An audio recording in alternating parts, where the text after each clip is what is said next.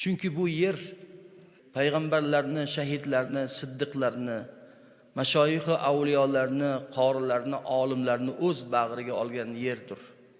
Bu yer ota-onalarimizni, bobolarimizni, ajdodlarimizni, nasabimizni o'z bag'riga olgan yerdir. Mana nima uchun vatan sevgisiga chaqiriladi.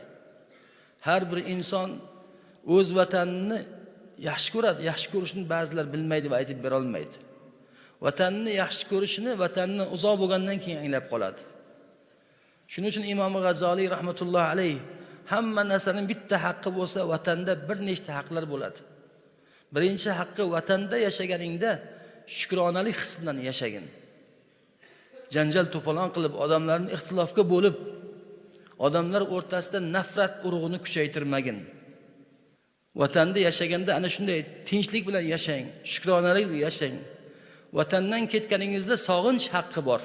Sog'inadi odam vatanni. Vatan kamsitilganda jahli chiqish haqqi bor. Vatanga hujum qilinganda uni himoya qilish haqqi bor. Mana bu vatanning haqlari. Vatan shunday narsa ekanki, siz tug'ilib o'sgan joyning geografik iqlimi ham, tuprog'i ham, suvi, yeguliklar, noz-ne'mat, mevalar sizning badaningiz bilan o'sha tuprog'i bir bo'lgani uchun sizlar bir bo'lasizlar. Nima uchun boshqa joyga borganda suvi yoqmay qoladi, ovqati yoqmay qoladi? Chunki u tuproq u yerda sizning tuprog'ingiz emas. Sizning tuprog'ingiz vataningizda bo'ladi. Shuning uchun sahobalar davridan odat bor edi. Bir joyga safar ketsa, o'zining tuprog'idan oladi. Men buni sizlarga aytib berdim. Tarixi Madina kitobida o'qidim bu narsani. Nima uchun o'sha tuproq olinadi? Borgan joyda bu tibbi nabaviy ekan. Borgan joyda suvi yoqmay qolsa, havosi yoqmay qolsa, o'zining yurtidan olib kelgan tuprog'iga yoqmay qolgan joyda suvini aralashtirib ichsin dedilar ozgina. Ana undan keyin o'sha joyga moslashadi.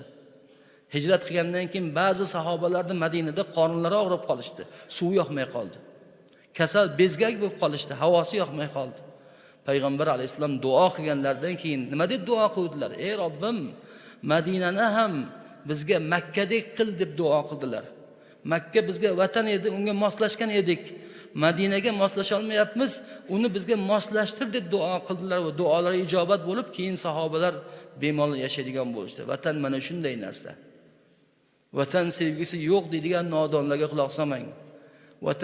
Vatanni sevish bilan shaharlar obod bo'ladi deganlar. Hazrat Umar ibn Xattob radhiyallohu anhu vatanni sevish bizga nimani o'rgatadi? Jannatni sevishni o'rgatadi. Chunki haqiqiy